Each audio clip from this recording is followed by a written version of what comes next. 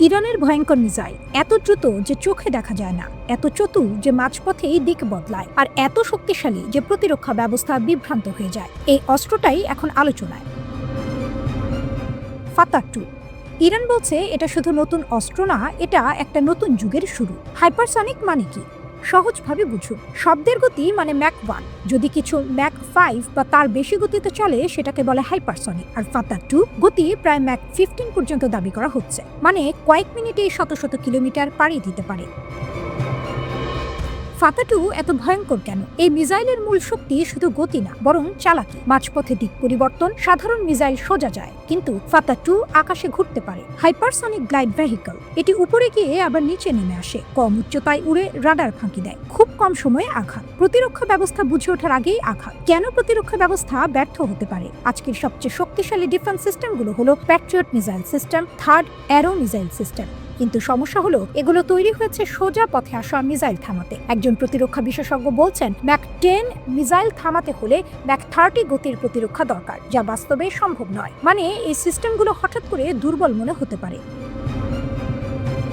যুদ্ধক্ষেত্রে ব্যবহার কি জানা গেছে? ইরান দাবি করেছে 2025 সালের জুনে প্রথমবার এই মিসাইল ব্যবহার করা হয়। এটি ছিল অপারেশন ট্রু প্রমিস 3 এর অংশ। লক্ষ্য ছিল ইসরায়েলের সামরিক স্থাপনা। দাবি এই মিসাইল প্রতিরক্ষা ভেদ করতে পেরেছে। সোশ্যাল মিডিয়ায় কিছু ভিডিও ভাইরাল হয়েছে। প্যাট্রিয়ট মিসাইল ছোড়া হচ্ছে, কিন্তু লক্ষ্যবস্তুতে আঘাত করতে পারছে না। বিশেষ করে কাতারের আল উদেদ এয়ারবেস এলাকায় এমন ঘটনা দেখা গেছে বলে দাবি, তবে সব তথ্য স্বাধীনভাবে যাচাই করা হয়নি। ফাতাহ-2 এর ক্ষমতা, রেঞ্জ প্রায় 1400 কিলোমিটার, গতি ম্যাক 15 পর্যন্ত, ডিজাইন 2 ধাপ, বৈশিষ্ট্য দ্রুত, নিচু দিয়ে উড়ে, মাঝপথে দিক বদলায়। মানে ধরা কঠিন, থামানো আরো কঠিন। সীমাবদ্ধতাও আছে, সবকিছুই নিখুঁত না। এই মিসাইল তৈরি করা খুব ব্যয়বহুল, কতগুলো আছে তা অজানা। বাস্তবে কতটা কার্যকর এখনো পুরোপুরি প্রমাণ হয়নি। ইসরায়েলি সেনাবাহিনীর গুরুত্বপূর্ণ স্থাপনায় হামলা চালিয়েছে ইরান। দেশটির Islamic revolutionary guard corps IRGC জানিয়েছে তাদের ক্ষেপণাস্ত্র ও ড্রোন হামলার 11তম ধাপে ইসরায়েলের বীর সেবা শহর লক্ষ্যবস্তু করা হয়েছে। 2 মার্চ আল জাজিরার প্রতিবেদনে এই তথ্য জানানো হয়েছে। প্রতিবেদনে দাবি করা হয়েছে যে ওই শহরে অবস্থিত ইসরায়েলি সেনাবাহিনীর যোগাযোগ শিল্প কমপ্লেক্সে আঘাত হানা হয়েছে। পরে সংস্থাটি একটি ভবনের ছবি পোস্ট করে দাবি করে যে এটিই বীর সেবা শহরের সেই লক্ষ্যবস্তু, যেখানে বেশ কিছু বড় আন্তর্জাতিক কোম্পানির কার্যালয় অবস্থিত, যার মধ্যে মাইক্রোসফটও আছে।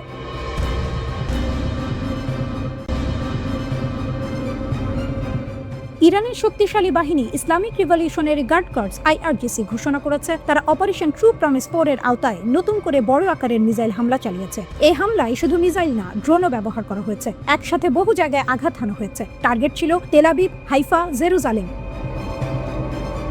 বিভিন্ন রিপোর্ট অনুযায়ী ভবন ক্ষতিগ্রস্ত হয়েছে, একাধিক স্থানে বিস্ফোরণ হয়েছে। বিশেষ করে বেইত শেমেশ এলাকায় একটি মিসাইল আঘাতে অন্তত 9 জন নিহত, 36 জনের বেশি আহত। জেরুজালেমের পশ্চিমে উপকূলের জাফায় পথে অবস্থিত বেইত শেমেশ শহরে 1 মার্চ দিনের শুরুতে একটি ইরানি ক্ষেপণাস্ত্র আঘাত হানে। এই হামলায় কয়েকটি ভবন ক্ষতিগ্রস্ত হয়েছে, যার মধ্যে একটি সম্পূর্ণভাবে ধসে পড়েছে। সতর্কতা কেন কাজ করেনি? ইরানের এই হামলার আগে কোনো সতর্কতা সাইরেন বাজেনি। ইসরায়েলি সামরিক বাহিনী ও সংশ্লিষ্ট কর্তৃপক্ষ জানিয়েছে বেইত শেমেশে কেন আকাশ প্রতিরক্ষা ব্যবস্থা কাজ করেনি তা তদন্ত করা হবে। ইসরায়েলের বহুস্তরীয় আকাশ প্রতিরক্ষা ব্যবস্থা নিখুঁত নয় এবং ইসরায়েলের শহরগুলোর দিকে ছোড়া প্রতিটি ক্ষেপণাস্ত্র আটকাতে পারে না। জুন মাসেও একই ধরনের ঘটনা ঘটেছিল, যখন ইসরায়েল ইরানের উপর আগের দফার হামলা চালায়। ইরানের সক্ষমতা ও এর প্রভাব।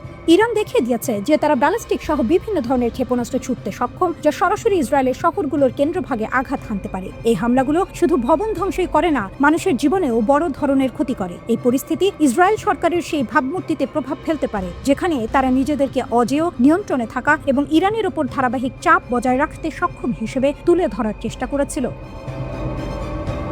হামলার তীব্রতা কতটা?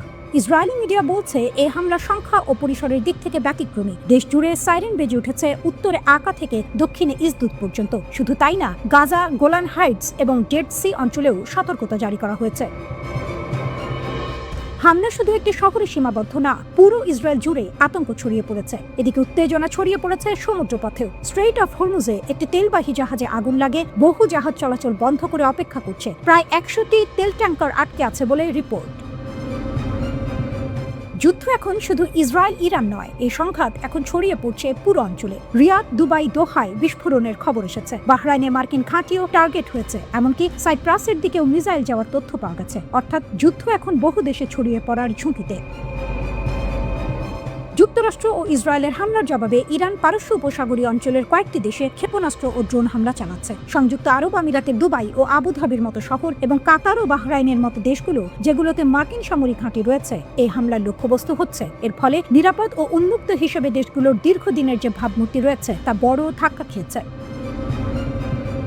28 ফেব্রুয়ারি 200 যুদ্ধবিমান নিয়ে ইরান জুড়ে হামলা চালায় যুক্তরাষ্ট্র ও ইসরায়েল। জবাবে ইরান শত শত ক্ষেপণাস্ত্র ও ড্রোন নিক্ষেপ করে। ধনী উপসাগরীয় দেশগুলো, যেগুলোতে মার্কিন সামরিক ঘাঁটি রয়েছে, সেসব লক্ষ্য করে এসব হামলা চালায় ইরান।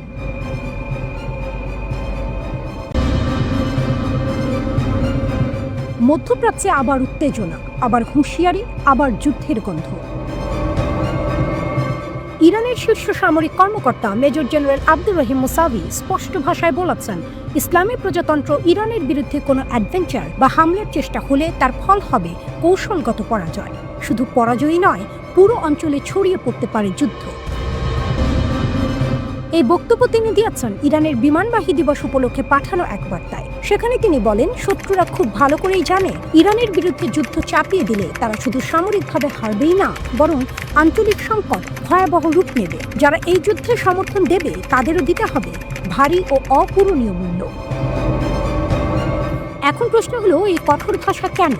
মুসাফির বক্তব্যে বারবার উঠে এসেছে সাম্প্রতিক পরিস্থিতির কথা, বিশেষ করে গত বছরের জুনে ইসরায়েলের আকস্মিক হামলা এবং পরে যুক্তরাষ্ট্রের অংশগ্রহণ। তখন ইরান যুক্তরাষ্ট্রের সঙ্গে পারমাণবিক আলোচনায় ব্যস্ত ছিল।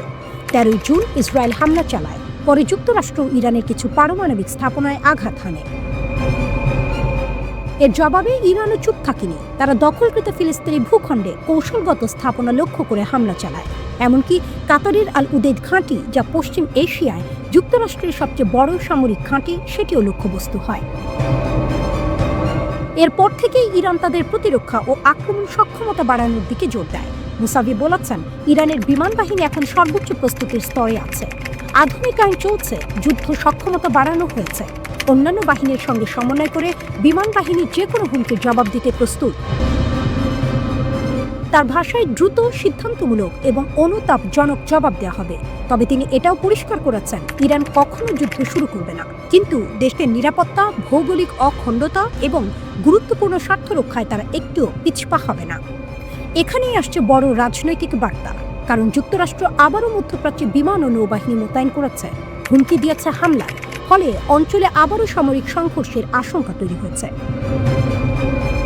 ইরানের সর্বোচ্চ নেতা আয়াতুল্লাহ আলী খামেনিও গত সপ্তাহে সতর্ক করে বলেছেন, যুক্তরাষ্ট্র যদি যুদ্ধ শুরু করে তাহলে তা আঞ্চলিক যুদ্ধে রূপ নেবে। শুধু দুই দেশের লড়াই থাকবে না, পুরো অঞ্চল জড়িয়ে পড়বে। অর্থাৎ বার্তাটা পরিষ্কার, ইরান বলছে তাদের ভয় দেখিয়ে কিছু হবে না, তবে অন্যদিকে কিছুটা কূটনৈতিক অগ্রগতির ইঙ্গিত আছে। ওমানে ইরান ও যুক্তরাষ্ট্রের কূটনীতিকরা আবার পারমাণবিক ইস্যুতে বৈঠক করেছেন। উত্তেজনার মাঝেও আলোচনা চলছে। একদিকে সামরিক প্রস্তুতি, পাল্টা হুমকি, যুদ্ধের ভাষা, অন্যদিকে কূটনৈতিক আলোচনা। দুটি পথই খোলা। যদি যুক্তরাষ্ট্র বা তার মিত্ররা সামরিক পথে এগোয়, ইরান বলছে তার জবাব শুধু সীমিত থাকবে না, পুরো অঞ্চল কাঁপবে। কিন্তু যদি আলোচনা সফল হয়, তাহলে বড় সংঘর্ষ এড়ানো সম্ভব। মধ্যপ্রাচ্য এখন সেই দোলা চলে দাঁড়িয়ে, যুদ্ধ না আলোচনা, হুমকি না সমঝোতা।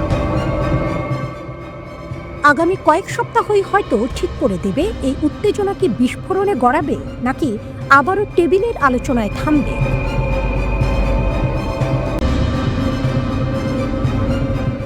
ইরানের মিসাইল কারখানাগুলো থেমে নেই, আর সেই শব্দে অস্বস্তিতে ইসরায়েল। প্রতি মাসে শতাধিক ব্যালিস্টিক ক্ষেপণাস্ত্র বানাচ্ছে ইরান। শুনতে অবিশ্বাস্য লাগছে, কিন্তু ইসরায়েলি সংবাদ মাধ্যমের দাবি এটাই এখন বাস্তবতা। আর এই খবরেই নাকি তেল আবিবে ঘুম হারাম। ওয়াইনেট নিউজের প্রতিবেদনে বলা হয়েছে, ইরানের ভূগর্ভস্থ মিসাইল সিটিগুলোতে দ্রুতগতিতে ক্ষেপণাস্ত্র উৎপাদন চলছে।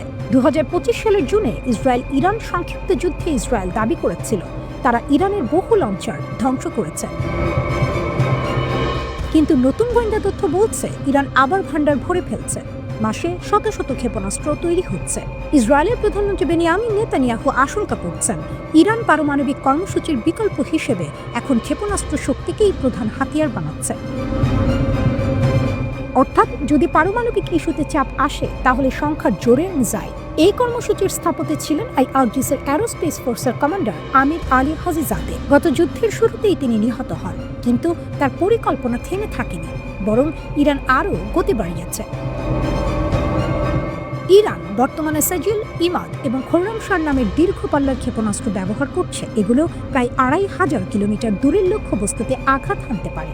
ভাবুন, এই দূরত্ব মানে ইসরায়েলের পুরো ভূখণ্ডই তাদের রেঞ্জের মধ্যে। এমনকি মধ্যপ্রাচ্যে ছড়িয়ে থাকা মার্কিন ঘাঁটিগুলো এসব ক্ষেপণাস্ত্রে ১৮০০ কেজি পর্যন্ত বিস্ফোরক বহন করা যায়। কঠিন তরল জ্বালানি চালিত এই মিসাইলগুলো নির্দিষ্ট পথে মহাকাশের উচ্চতায় উঠে লক্ষ্যবস্তুতে আঘাত করে।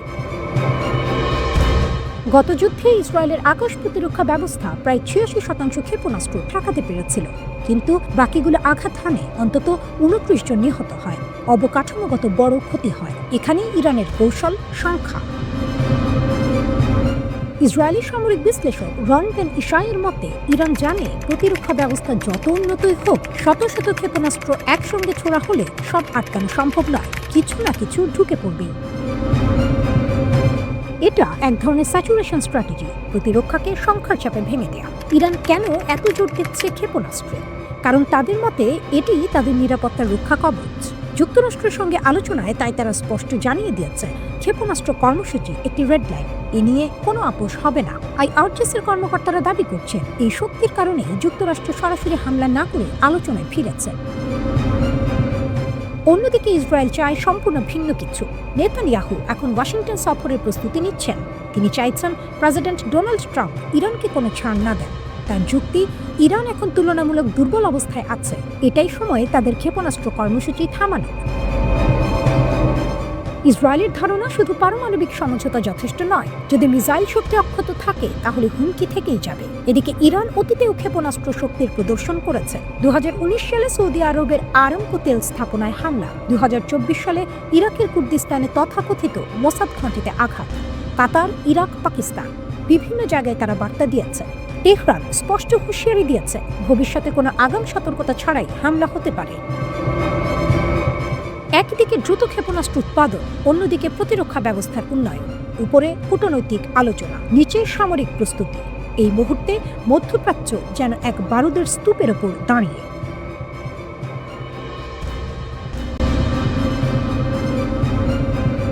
ইরানের ব্যালিস্টিক মিসাইল, এটা এখন শুধু সামরিক বিষয় না, এটা রাজনৈতিক শক্তিরও প্রতীক।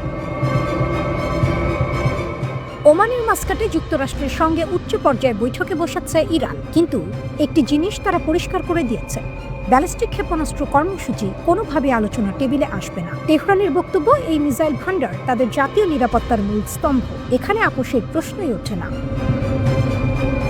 কেন এত কঠোর অবস্থান? পশ্চিমা গোয়েন্দা সংস্থাগুলোর তথ্য অনুযায়ী ইরানের হাতে বর্তমানে ৩,০০০-এরও বেশি ব্যালিস্টিক ক্ষেপণাস্ত্র রয়েছে। এদের মধ্যে অনেকগুলোর পাল্লা প্রায় ২,০০০ কিলোমিটার বা তারও বেশি। মানে কি, পুরো ইসরায়েল, উপসাগরীয় অঞ্চল এবং মধ্যপ্রাচ্যে থাকা মার্কিন সামরিক ঘাঁটি সবই এই মিসাইলের আওতায়।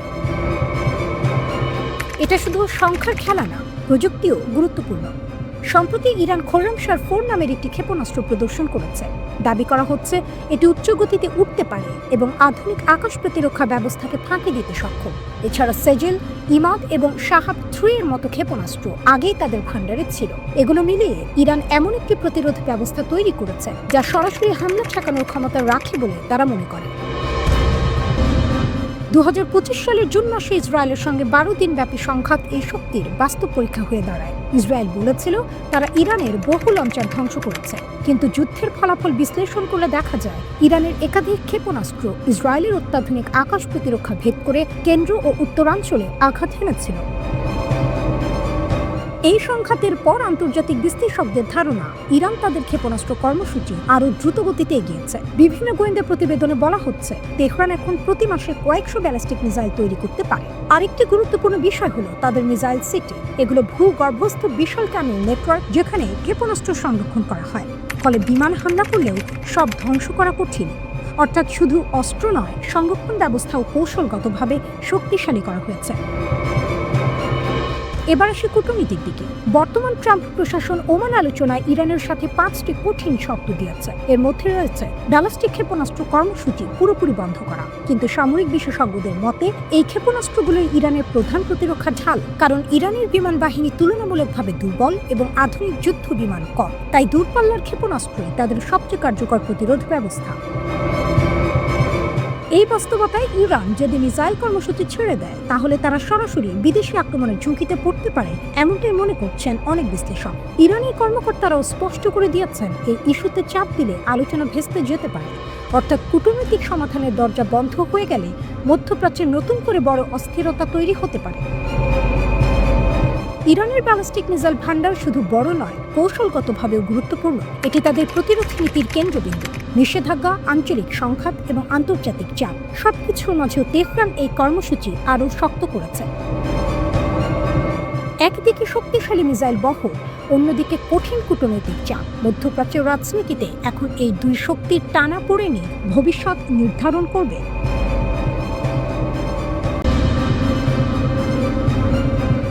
মধ্যপ্রাচ্যের মানচিত্র নীরবে বদলে যাচ্ছে, আর এই পরিবর্তনের কেন্দ্রে আছে একটি ছোট ঘাঁটি, আল তানফ। যুক্তরাষ্ট্র হঠাৎ করে দক্ষিণ সিরিয়ার কৌশলগত আল তানফ ঘাঁটি থেকে তাদের সেনা সরিয়ে নিয়েছে। প্রায় 1 দশক ধরে সেখানে মার্কিন সেনারা অবস্থান করছিল। সিরিয়া, ইরাক ও জর্ডানের সংযোগস্থলে অবস্থিত এই ঘাঁটি ছিল অত্যন্ত সংবেদনশীল। এখন সেখানে আর কোনো মার্কিন সেনা নেই। সরঞ্জাম গুটিয়ে নেওয়া হয়েছে, কনভয় বেরিয়ে গেছে, নিয়ন্ত্রণ হস্তান্তর করা হয়েছে।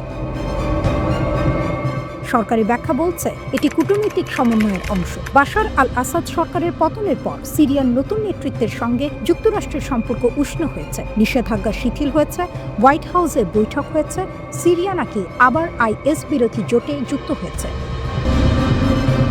কাগজে কলমে সবকিছু সহযোগিতার গল্প, কিন্তু বাস্তবতা কি এত সরল?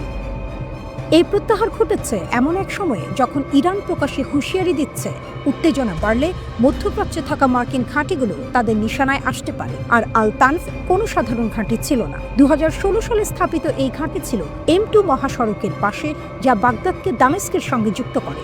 এটি ছিল আইএস বিরোধী অভিযান পরিচালনার কেন্দ্র, সিরীয় বিরোধী যোদ্ধাদের প্রশিক্ষণ স্থল এবং ইরানের আঞ্চলিক প্রভাবের বিপরীতে একটি মার্কিন প্রতীকী অবস্থান। তাহলে প্রশ্ন ওঠে, এটি কি কৌশলগত পুনর্বিন্যাস নাকি চাপের মুখে পিছু হটা? টাইমস অফ ইন্ডিয়ার প্রতিবেদনে বলা হয়েছে প্রায় 15 দিন ধরে চুপিসালে সরঞ্জাম সরানো হচ্ছিল। কোনো নাটকীয় ঘোষণা হয়নি। ধীরে ধীরে ঘাঁটি খালি হয়েছে। এখন মার্কিন সেনারা জর্ডানে সরে গেছে এবং সেখান থেকেই সমন্বয় করছে। এদিকে সিরিয়ার নতুন নেতৃত্ব একাধিক শক্তির ভারসাম্য সামলাচ্ছে। একদিকে ওয়াশিংটনের সঙ্গে আলোচনা, অন্যদিকে রাশিয়ার প্রেসিডেন্ট ভ্লাদিমির পুতিনের সঙ্গে বৈঠক। পাশাপাশি কুর্দি নেতৃত্বাধীন মার্কিন সমর্থিত বাহিনীকে সিরীয় সেনাবাহিনীতে অন্তর্ভুক্ত করার আলোচনা চলছে। একই সময়ে খবর এসেছে হাজার হাজার আইএস বন্দীকে সিরিয়া থেকে ইরাকে স্থানান্তর করা হচ্ছে, অর্থাৎ নিরাপত্তা পরিস্থিতিও বদলাচ্ছে। এই প্রেক্ষাপটে ইরানের বক্তব্য আরও কড়া হয়েছে। ইরানের প্রেসিডেন্ট মাসুদ পেজেশকিয়ান ইসলামী বিপ্লবের 47তম বার্ষিকীতে হাজারো মানুষের সামনে বলেছেন ইরান অতিরিক্ত দাবির কাছে মাথা নত করবে না। তিনি স্পষ্ট করেছেন ইরানের পারমাণবিক কর্মসূচি নির্ধারিত কাঠামোর বাইরে আলোচনার বিষয় নয়। ক্ষেপণাস্ত্র কর্মসূচি বা আঞ্চলিক জোট নিয়ে আলোচনা তারা মানবে না। তিনি আরও বলেছেন ইরান পারমাণবিক অস্ত্র চায় না এবং যে কোনো যাচাই প্রক্রিয়ার জন্য প্রস্তুত, কিন্তু যুক্তরাষ্ট্র যেন শর্ত চাপিয়ে দিতে না চায়। তার ভাষায়, যুক্তরাষ্ট্র শর্ত চাপিয়ে দিতে পারবে না। একই সঙ্গে তিনি বলেছেন ইরান শান্তি চায়, প্রতিবেশীদের সঙ্গে সংলাপে আগ্রহী, তবে আগ্রাসন হলে জবাবও দেয়া হবে। এখানে একটি গুরুত্বপূর্ণ বিষয় হলো গত 1 বছরে উত্তেজনা অনেক বেড়েছে। যুক্তরাষ্ট্র ইরানের পারমাণবিক স্থাপনায় হামলা চালিয়েছে, পাল্টা হুমকিও এসেছে। এখন আবার আলোচনা শুরু হয়েছে, কিন্তু সেই আলোচনা দাঁড়িয়ে আছে সূক্ষ্ম ভারসাম্যের উপর। একদিকে মার্কিন ঘাঁটি খালি হচ্ছে, অন্যদিকে মার্কিন সামরিক সম্পদ এখনো অঞ্চলে সক্রিয়। ইরানও বার্তা দিচ্ছে তারা আলোচনায় প্রস্তুত, তবে চাপে নতি স্বীকার করবে না। তাহলে আসল প্রশ্ন কি? আল তানফ থেকে সরে আসা কি বড় সংঘাত এড়ানোর চেষ্টা, নাকি এটি বৃহত্তর কৌশলগত পুনর্বিন্যাস যেখানে যুক্তরাষ্ট্র দৃশ্যমান উপস্থিতি কমিয়ে প্রভাব বজায় রাখতে চায়?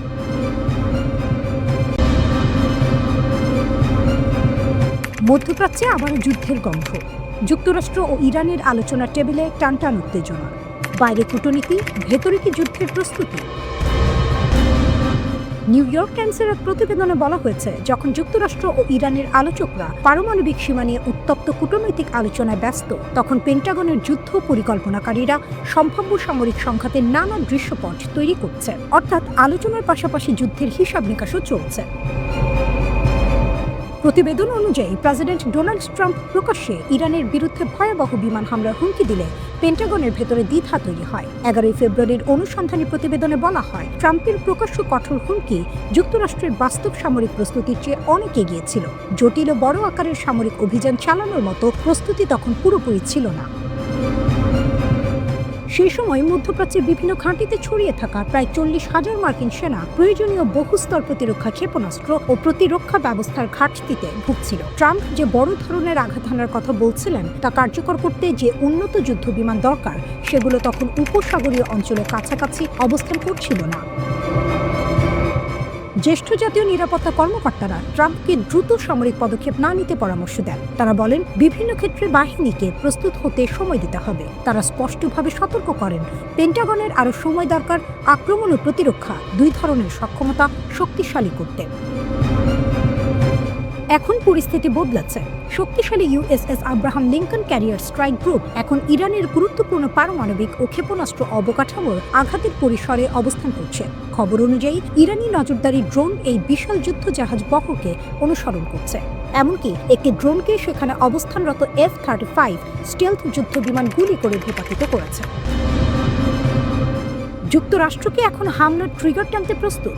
বাইরে কূটনীতি চলছে, কিন্তু পেন্টাগন এই সময়টিকে ব্যবহার করছে বড় ধরনের হামলা সক্ষমতা গড়ে তুলতে।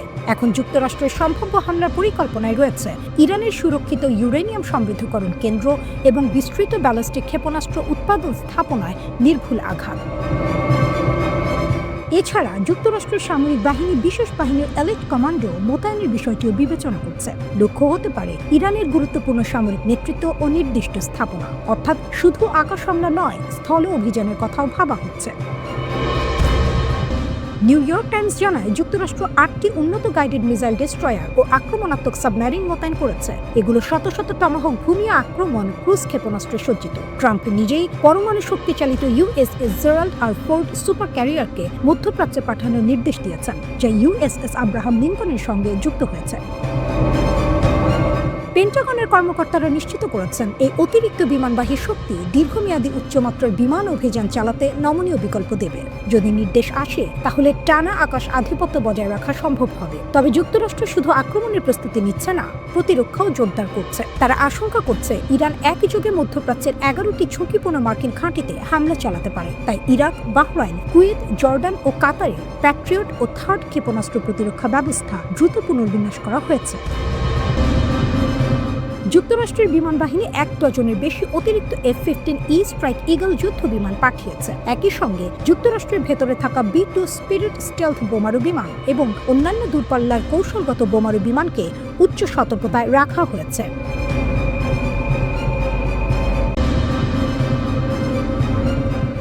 ইরান কি সত্যিই পারমাণবিক চুক্তিতে নতুন নমনীয়তার ইঙ্গিত দিচ্ছে, নাকি এটা কৌশলগত চাপ তৈরির আরেকটা চাল?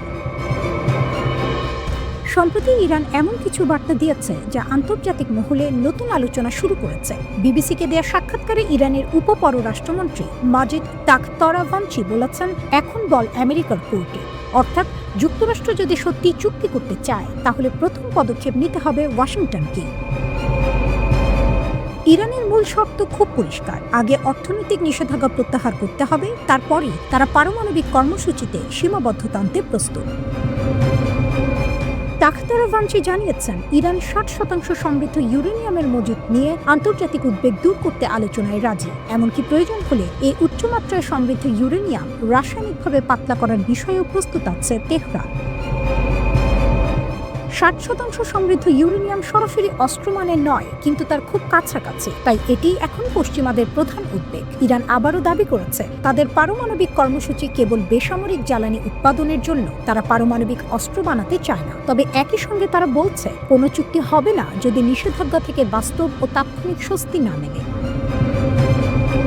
অন্যদিকে যুক্তরাষ্ট্র সন্দিহান। মার্কিন কর্মকর্তারা অভিযোগ করছেন ইরান আলোচনাকে ধীরে টেনে নিয়ে যাচ্ছে এবং আগেই নিষেধাজ্ঞা তুলে নেওয়ার দাবি করছে। মার্কিন পররাষ্ট্রমন্ত্রী মার্কো রুবিও বলেছেন, যুক্তরাষ্ট্র কূটনৈতিক সমাধান চায়, কিন্তু বাস্তবসম্মত ও টেকসই চুক্তি করা খুব কঠিন হবে। এখন প্রশ্ন, আসল খেলা কোথায়? একদিকে কূটনৈতিক আলোচনার কথা বলা হচ্ছে, অন্যদিকে যুক্তরাষ্ট্র ও ইসরায়েল নতুন কৌশল নিচ্ছে, অর্থনৈতিক যুদ্ধ। সামরিক হুমকি দিয়ে ইরানের কাছ থেকে বড় ছাড় পাওয়া যায়নি, তাই এখন নজর দেওয়া হচ্ছে ইরানের অর্থনীতির দিকে। মার্কিন প্রেসিডেন্ট ডোনাল্ড ট্রাম্প এবং ইসরায়েলের প্রধানমন্ত্রী বেনিয়ামিন নেতানিয়াহু সম্প্রতি বৈঠকে অর্থনৈতিক চাপ আরও বাড়ানোর বিষয়ে একমত হয়েছেন। টার্গেট কি? ইরানের তেলের রপ্তানি। বিশেষ করে চীনে যে তেল যায় সেটাই এখন প্রধান লক্ষ্য। ইরানের মোট তেল রপ্তানির প্রায় ৮০% রাজস্ব আসে চীনের বাজার থেকে। মার্কিন কৌশল হলো, চীনের এই তেল কেনা বন্ধ করতে পারলে ইরানের অর্থনীতি দ্রুত চাপে পড়ে যাবে। এজন্য ট্রাম্প একটি নতুন নির্বাহী আদেশ জারি করেছেন। এতে বলা হয়েছে যে দেশ মার্কিন নিষেধাজ্ঞা অমান্য করে ইরানের সঙ্গে বাণিজ্য চালাবে, তাদের উপর ২৫% পর্যন্ত শুল্ক আরোপ করা যেতে পারে। মানে শুধু ইরান নয়, ইরানের সঙ্গে ব্যবসা করা দেশগুলোকেও চাপে রাখা হবে। কিন্তু এখানেই ঝুঁকি আছে। বিশ্লেষকরা বলছেন, যদি ইরানের তেল রপ্তানি হঠাৎ বন্ধ হয়ে যায় তাহলে তেহরান চরম পদক্ষেপ নিতে পারে, যেমন হরমুজ প্রণালীতে সামরিক উত্তেজনা সৃষ্টি করা। এই পথ দিয়েই বিশ্বের বড় অংশের তেল পরিবহন হয়। সেখানে অস্থিরতা তৈরি হলে বৈশ্বিক জ্বালানি বাজার কেঁপে উঠবে। আরেকটি বড় বিষয় হলো চীন। চীনের সঙ্গে যুক্তরাষ্ট্রের সম্পর্ক আগেই উত্তপ্ত। যদি ইরান ইস্যুতে চীন সরাসরি মার্কিন চাপের মুখে পড়ে তাহলে দুই সুপার পাওয়ারের প্রতিদ্বন্দ্বিতা আরও বাড়তে পারে। সুতরাং এখন পরিস্থিতি এমন, ইরান বলছে আগে নিষেধাজ্ঞা তুলে নিন, যুক্তরাষ্ট্র বলছে আগে পারমাণবিক কার্যক্রমে সীমা টানুন। ইসরায়েল চাইছে ইরানের ক্ষমতা কমাতে, চীন চাইছে ইরানের অর্থনৈতিক শ্বাসরোধ না হোক।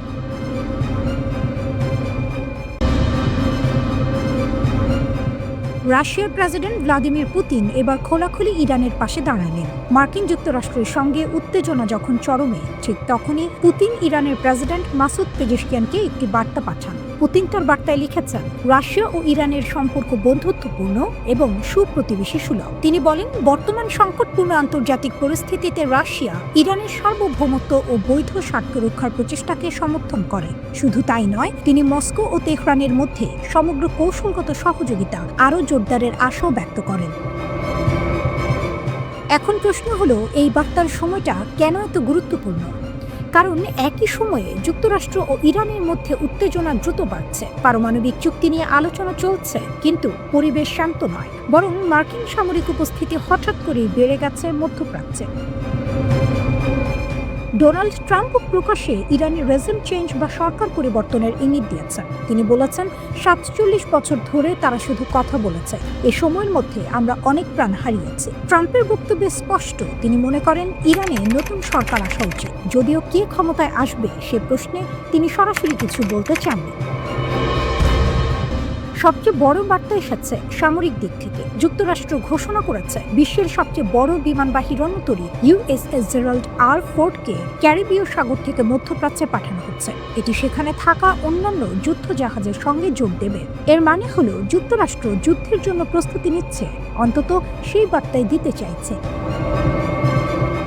এই রণতরীর সঙ্গে হাজার হাজার সেনা, যুদ্ধ বিমান, গাইডেড মিসাইল ডিস্ট্রয়ার এবং আরও শক্তিশালী সামরিক সরঞ্জাম মোতায়েন করা হচ্ছে। মার্কিন কর্মকর্তারা জানিয়েছেন, যদি প্রেসিডেন্ট ট্রাম্প হামলার নির্দেশ দেন তাহলে সপ্তাহের পর সপ্তাহ ধরে সামরিক অভিযান চালানোর প্রস্তুতি রয়েছে। এবার পরিকল্পনা আগের চেয়ে জটিল। শুধু পারমাণবিক স্থাপনা নয়, প্রয়োজনে ইরানের রাষ্ট্রীয় ও নিরাপত্তা স্থাপনাতেও হামলা হতে পারে। হোয়াইট হাউসের মুখপাত্র আনা কেলি বলেছেন, ইরান ইস্যুতে ট্রাম্পের সামনে সব বিকল্প খোলা আছে। তিনি বিভিন্ন মতামত শোনেন, কিন্তু শেষ সিদ্ধান্ত নেন জাতীয় নিরাপত্তার স্বার্থে। উত্তর ক্যারোলিনায় মার্কিন সেনাদের সামনে বক্তব্য দিতে গিয়ে ট্রাম্প বলেন, কখনো কখনো ভয় দেখানো দরকার, কারণ ভয়ই পরিস্থিতি নিয়ন্ত্রণে আনে। তিনি দাবি করেন, যুক্তরাষ্ট্রের শক্তি এখন এতটাই বেড়েছে যে শত্রুরা ভয় পাচ্ছে। তবে এখানেই শেষ নয়। মার্কিন কর্মকর্তারা স্বীকার করেছেন, যদি যুক্তরাষ্ট্র হামলা চালায় তাহলে ইরানও পাল্টা জবাব দেবে। অর্থাৎ একবার শুরু হলে হামলা পাল্টা হামলার চক্র চলতেই পারে। ইরানের রিভলিউশনারি গার্ড আগেই সতর্ক করেছে, ইরানের ভূখণ্ডে আঘাত এলে তারা মধ্যপ্রাচ্যে থাকা যে কোনো মার্কিন সামরিক ঘাঁটিকে লক্ষ্যবস্তু বানাতে পারে। একই একদিকে রাশিয়া সরাসরি ইরানের পাশে দাঁড়াচ্ছে, অন্যদিকে যুক্তরাষ্ট্র দ্বিতীয় বিমানবাহী রণতরী পাঠাচ্ছে। কথার লড়াই চলছে, কিন্তু মাঠে প্রস্তুতি যুদ্ধে। ইতিহাস বলছে যুক্তরাষ্ট্র ও ইরানের মধ্যে উত্তেজনা নতুন নয়, কিন্তু এবার পার্থক্য হলো মাঠে শক্তি প্রদর্শন অনেক বেশি দৃশ্যমান, আর তার সঙ্গে যুক্ত হয়েছে রাশিয়ার সমর্থন।